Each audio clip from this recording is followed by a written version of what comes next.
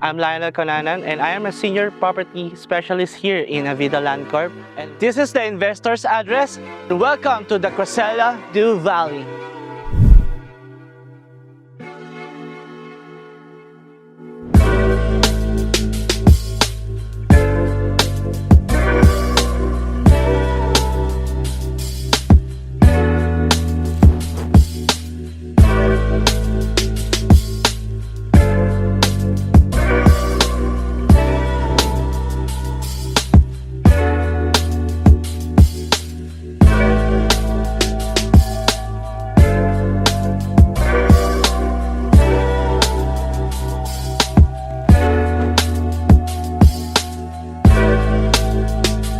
Magandang umaga, magandang gabi, at magandang hapon sa mga clients ko from US, Middle East, Japan, Europe, and United Kingdom. And tara po, itutour ko po kayo ngayon dito sa Crocella.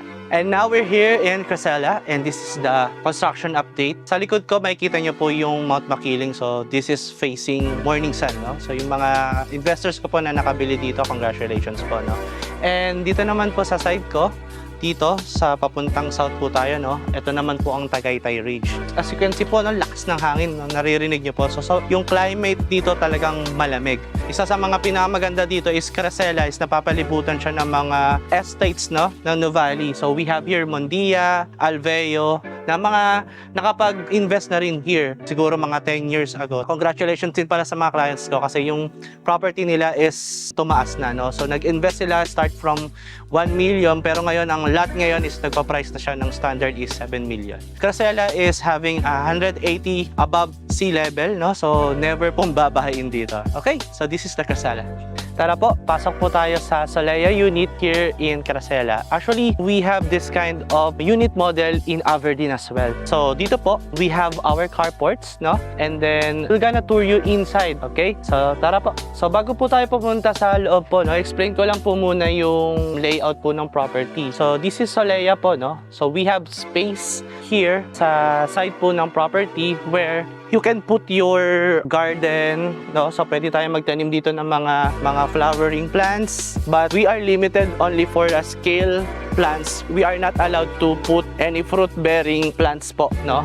Kasi po masisira po yung lot. And then we have here the access po, no, para dito sa ating carport po, no. Alright, so punta po tayo sa may entrance po. Oh, by the way po pala, we have ready outlet po para dun sa mga EV vehicles po, no. So ang kinigandahan po dito is meron po tayong technology as GFCI, meaning kapag nagkaroon po ng humidity is automatic po magsha-shutdown yung outlet po natin. So para ma-avoid po natin yung pwedeng makuryente or electrified po, no. Sige po, pasok po tayo sa loob. Alright, dito po tayo sa Solea, no? Minimum lot area po nito is 175 square meters and yung livable area niya is 114. So this is our living room. So we can have our Netflix chill area here. Also, this is our dining table. So as you can see, sobrang livable space siya, no? Spacious. And ang kinagandahan dito is kahit pag pinatay natin yung ilaw, makikita natin yung pasok ng lighting, no? Yan. Partida na yan, nakapatay yung ilaw, no? Kasi very gracious yung space ng mga windows natin and etong lanay area. So yung pasok ng liwanag is talagang maganda, no? So itong pathway na to is pwede tayong dumaan dun sa garden provision natin sa labas, no? Ito yung mga magagandang features ng property. And I will gonna tour you po dito sa first bedroom na meron tayo dito sa first floor. Tara po. Alright. And this is our kitchen pala, no? So, ang haba, no? Perfect na perfect to dun sa mga couples or family members na mahilig magluto, no? And at the same time, katulad dun sa labas, no? We have the GFCI technology. So, again, kapag nakaramdam tayo ng moist or something, automatic siya mag-shutdown para walang makakuryente. And safe para sa mga family members natin. And we have the door access for the carport. So, syempre, kung may pinamili tayo from the supermarkets, hindi na natin kailangan lumapit pa or pumasok sa entrance para hindi madumihan yung entrance natin, di ba guys? So, rekta lang tayo agad sa ref yung mga pinamili natin sa supermarket. And perfect tong Solea kasi meron kang 1 bedroom dito sa first floor. So, perfect to para sa mga elderly people or pwede rin siya maging rooms for our maids or yung mga kasambahay natin. So, parang magpapagawa na lang po tayo ng bunk beds or anything kung ano po yung maging desired. Customize nyo po dito with the first bedroom po. Oh, by the way, bago tayo pumunta ng second floor, we have our toilet and bath here sa first floor po. So, ready na po yan. We have the toilet and bath na po. And ito po yung shower natin. And meron na rin pong abang yan for a heater. Dito rin pala sa dining area, no, meron tayong storage room sa ilalim ng stairs, no, where we can put our garbage, plastics, or any materials po for cleaning dito sa area na to. Yan. So, tara po, akita po tayo sa second floor. Okay, what is the special here in Solea dito sa second floor, no? So, mataas yung ceiling. Pwede tayong malagay ng chandelier dito actually, no? And ito yung pinaka-favorite part ko sa lahat. Itong flex area. Why? So, most people now is working at home, no? Yung mga virtual assistant team natin, yan. So, they can enjoy working here habang nakaharap sila dito sa bintana where you can see all the, you know, if you are facing makiling, yan. May enjoy mo yung kalikasan.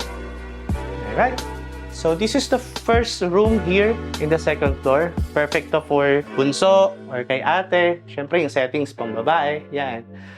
Okay, so spacious na spacious siya. Yan. Tapos, dito naman po tayo sa second bedroom. For this second bedroom, para kay kuya. Very spacious din siya. Yan. So, meron na rin po siyang desk. No? Actually, yung mamaya po itutour ko din po kayo sa bare unit po. No? So, this is actually the fully furnished po para may idea po kayo kung ano po yung itsura ng unit nyo kapag po na-turn over sa inyo or nabihisa na po. And by the way, meron na rin po silang common toilet and bath nila na for first bedroom and second bedroom. No? Kay kuya and kay ate. Yan. Alright. So, tara po. For master's bedroom na tayo, no? What is the special here in master's bedroom, no? Meron siyang sarili niyang toilet and bath. Siyempre. Yan. For mom and dad. Okay? So, kinagandahan po dito, siyempre, meron na rin siyang ready shower. Yan. And provision for the heater as well. Alright? And, tara po. Siyempre, pag master's bedroom, hindi magandang master's bedroom pag walang balcony. Yan, imagine yourself sipping a coffee or your favorite drinks here outside and watching your surroundings. Yan. So, dito makikita mo yung iba't ibang property na malapit kay Caracela, no? So, we have the Aberdeen and Southdale as well. So, papakita natin yung mga insights niyan para sa mga susunod na video natin here in Nuvali settings po.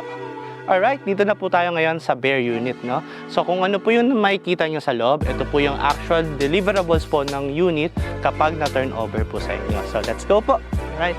And by the way, we're gonna use the Erin model kasi po yung Solea is hindi pa po siya available right now. So, tara po.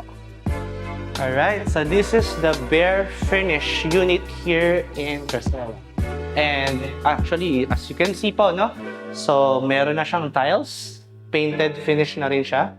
So, talagang gamit na lang po yung bibili natin. So, bahala na po kayo kung sa IKEA yung gusto bumili or meron kayong trusted brand na pagbibilan po natin ng furniture. No? Same as goes by, ito pa rin yung storage unit natin sa loob ng stairs natin, no? Okay? So, bahala na po kayo kung ano pong gusto nyong ilagay dyan. And then, this is the actual turnover po ng kitchen natin. Yan.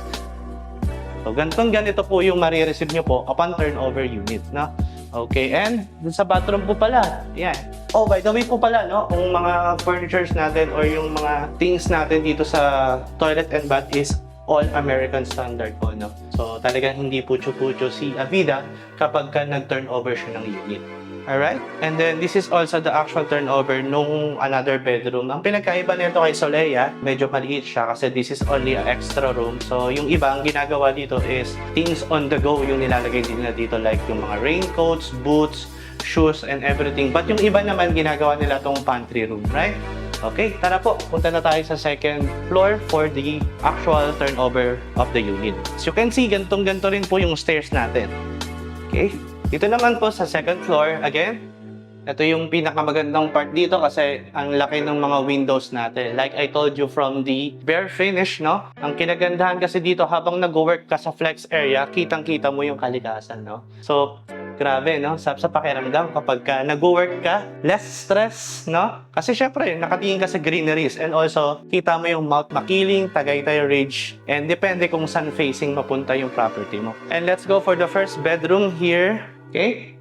Ito po siya, no? And by the way, meron na rin siyang aircon provision po, no? Where you can put your aircon na lang po and then hindi siya mahuhulog sa kabilang side. So, meron na siyang ready, no? And then this is the good thing with this first bedroom. Ang ganda ng view niya from the outside. So, kita po natin yung Southdale actually. Yan, yun yung property sa kabila. And let's go for the second bedroom po. This is the second bedroom. Perfectly naman po siya for your kids po, no? So, let's go po for the master's bedroom. Oh, by the way, this is the toilet and bath here in the second floor po, no? Yan, ganito po yung actual turnover ng unit niyo po. Okay? For the master's bedroom, ayan, ito na po siya. So, meron din po siyang aircon provision dito. And at the same time, dalawang window. Kitang-kita niyo po, wala tayong ilaw pero sobrang liwanag niya. Which means, yung lighting niya dito is maganda. And malamig actually. Yan. Yan po. Ito po yung balcony natin. Yan. Sobrang lamig po dito sa south, no? Yan po. Habang nagsisip kayo ng coffee nyo dito, pwede nyo pong tignan yung mga kids nyo habang naglalaro sa labas. Kung umabot ka sa video na to, maraming salamat po and kindly please follow me for more videos. Again, my name is Lionel and I am the Senior Property Specialist here in Avida Land Court and welcome to the Investor's Address.